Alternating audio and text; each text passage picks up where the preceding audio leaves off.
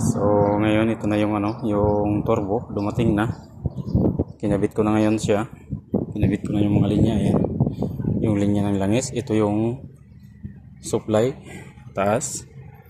Ito yung isa, yung return. So ito na, binaguhan siya. Ayan. Binahuguhan ng sa loob. Binaguhan lahat, yung ihi, lahat bago yan kabilaan. Pati yung dito sa may exhaust sa may tambutso. Ayan. Binaguhan na. So ngayon, kabit ko lang na lang nito. Yung linya dito, yung cover dito, tapos yung filter.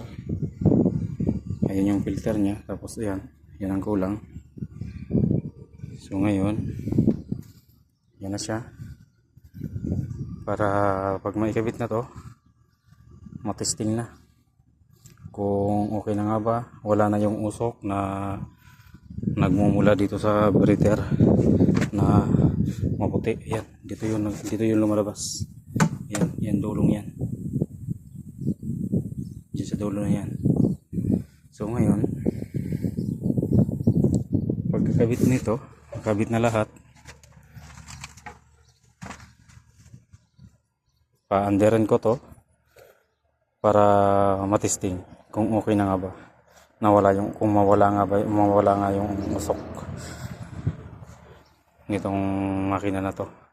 3406 na Caterpillar, 411 horsepower.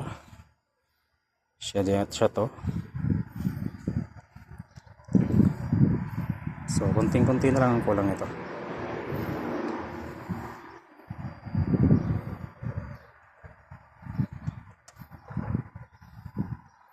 So ayan na.